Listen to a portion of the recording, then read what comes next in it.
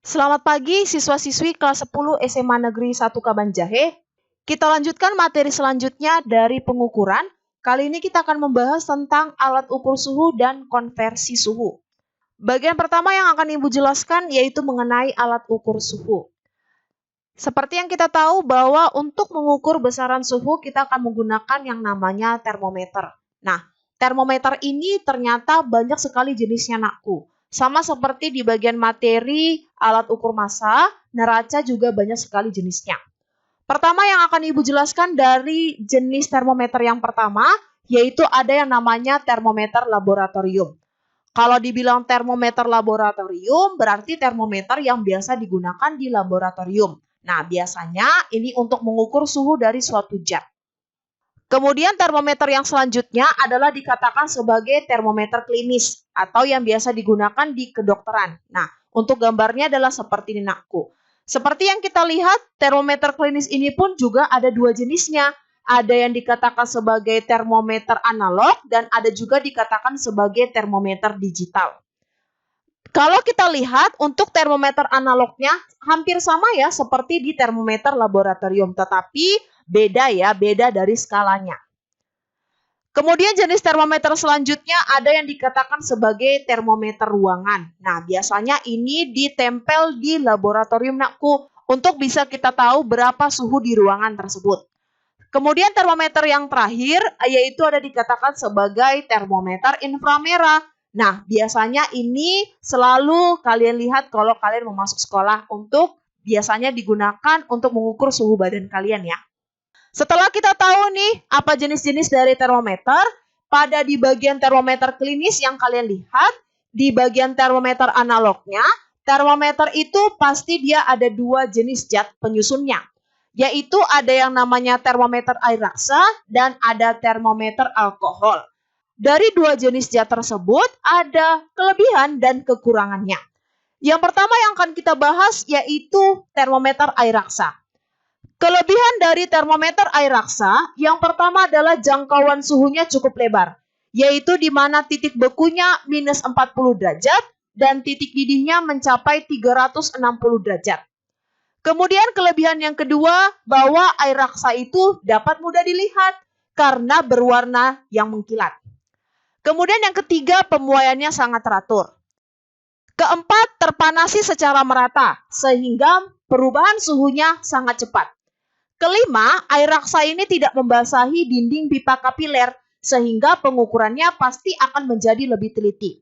Dan yang terakhir, air raksa ini cepat mengambil panas dari suatu benda yang sedang diukur.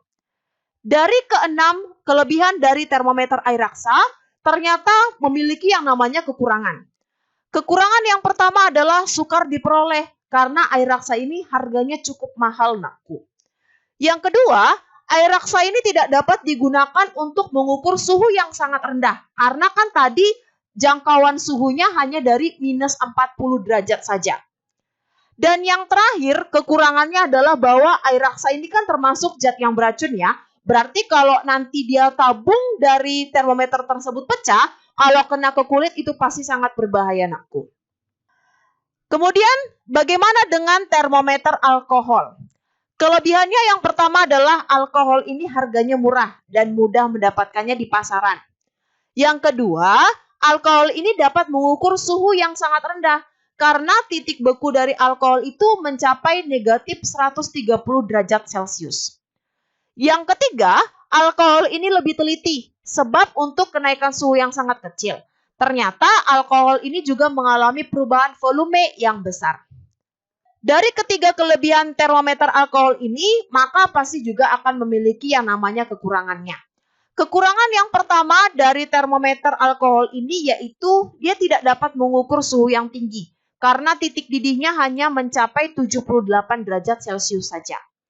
Kedua, termometer alkohol ini membasahi dinding kaca. Kalau membasahi dinding kaca berarti untuk mendapatkan hasil pengukurannya pasti kurang teliti nakku. Dan yang ketiga, alkohol ini juga tidak berwarna, sehingga harus memberi pewarna terlebih dahulu agar kita dapat bisa melihatnya. Setelah kalian tahu dari beberapa jenis termometer dan juga kelebihan dan kekurangan dari zat penyusun termometer, Maka selanjutnya yang akan kita bahas yaitu mengenai konversi satuan. Sebenarnya ini sudah kalian bahas ya di bangku sekolah SMP. Tapi kita akan melihat terlebih dahulu lagi bagaimana konversi satuannya. Sebelum kita mengkonversi satuan, perlu kita tahu bahwa satuan untuk pengukur suhu itu selain Kelvin dan Celsius yang selama ini kita tahu nakku, ada dua tambahannya lagi. Yaitu ada yang namanya Fahrenheit dan Reaumur. Di sini sudah ditampilkan titik beku dan titik didih untuk air tiap skalanya. Kalau kita lihat untuk skala Celsius, titik bekunya yaitu 0 derajat dan titik didihnya adalah 100 derajat. Nah, untuk Fahrenheit, titik bekunya adalah 30 derajat, sedangkan titik didihnya adalah 212 derajat. Untuk Kelvin, titik bekunya adalah 273 derajat dan titik didihnya adalah 373 derajat. Kemudian untuk Reaumur, titik bekunya adalah 0 derajat dan titik didihnya adalah 80 derajat. Berarti dari sini kalian bisa tahu mana skala yang paling besar untuk pengukuran suhunya. Berarti kalau kalian sudah tahu nih bagaimana titik beku, titik didih, berarti kita akan masuk ke konversi satuannya. Sebelum masuk ke konversi satuan, kita harus tahu dulu perbandingan antara skala tiap satuannya. Maka untuk perbandingannya biasa kita buat seperti ini ya. Celsius banding Fahrenheit kurang 32, banding Kelvin kurang 273, banding Reaumur, yaitu adalah 5 banding 9, banding 5 banding 4. Kenapa Celsius dan Reaumur tidak ada pengurangan? Kalau kita lihat pada slide sebelumnya, pada titik beku air untuk Celsius dan Reaumur itu hanya di 0 derajat saja. Sedangkan Fahrenheit dan Kelvin memiliki titik bekunya tersendiri yaitu 32 dan 273.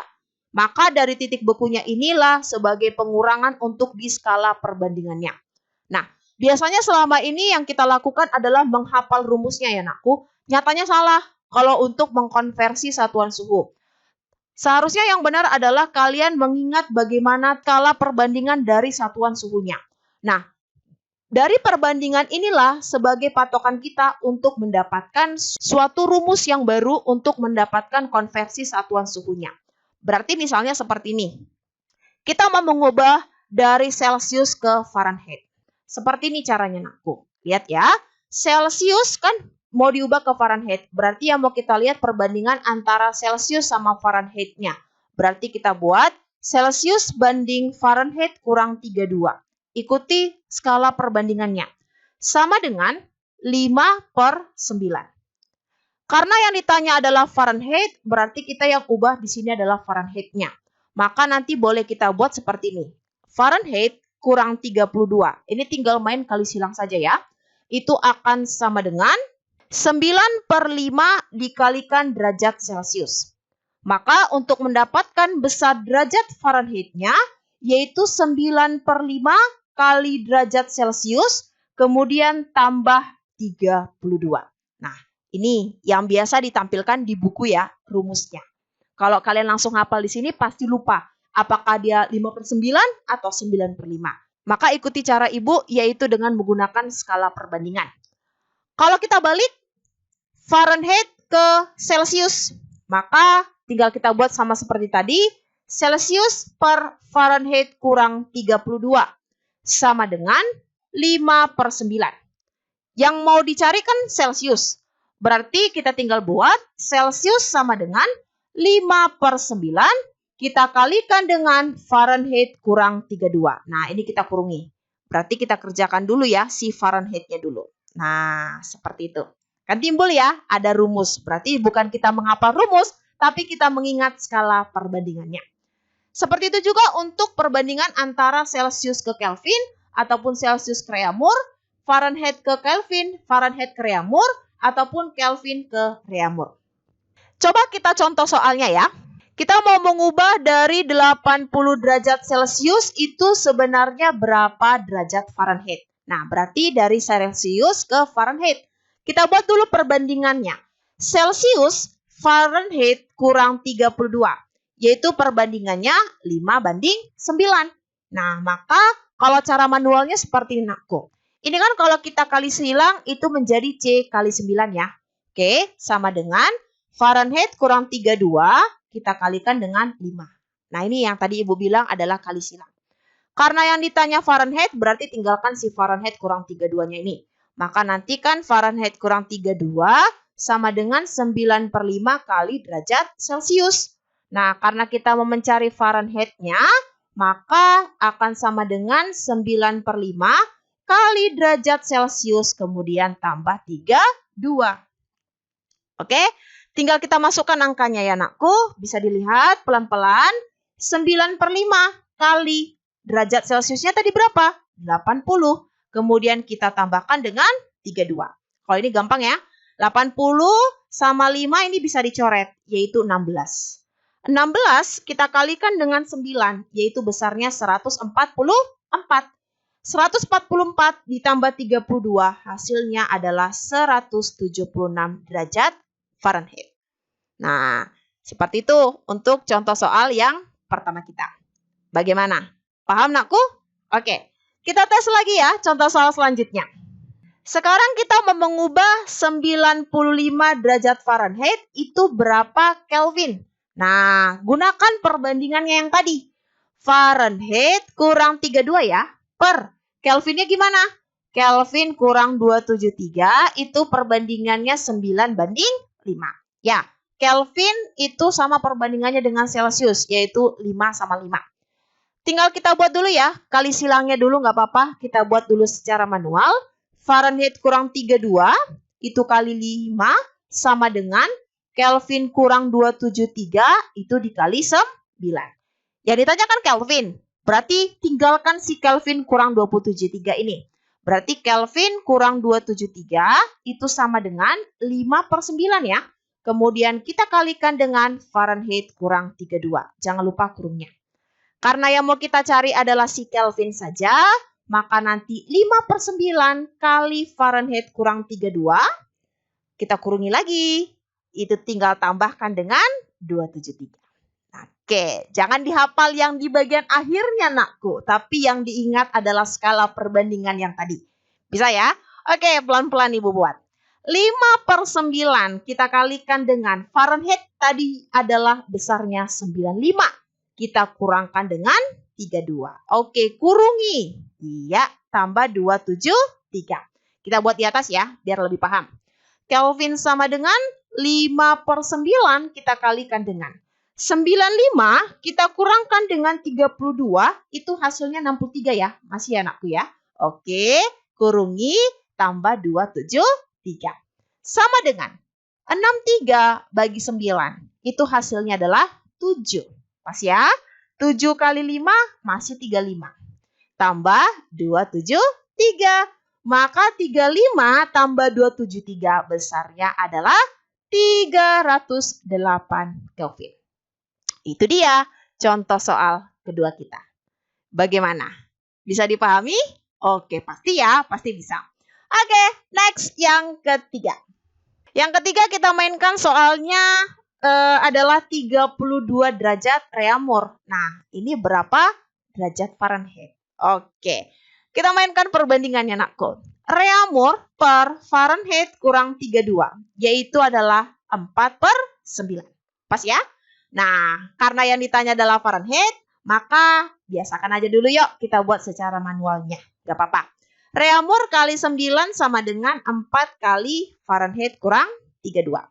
Yang ditanya Fahrenheit, tinggalkan si Fahrenheit kurang 32-nya di sini. Maka Fahrenheit kurang 32, 4-nya pindah ke bawah, 9/4 kali Reaumur.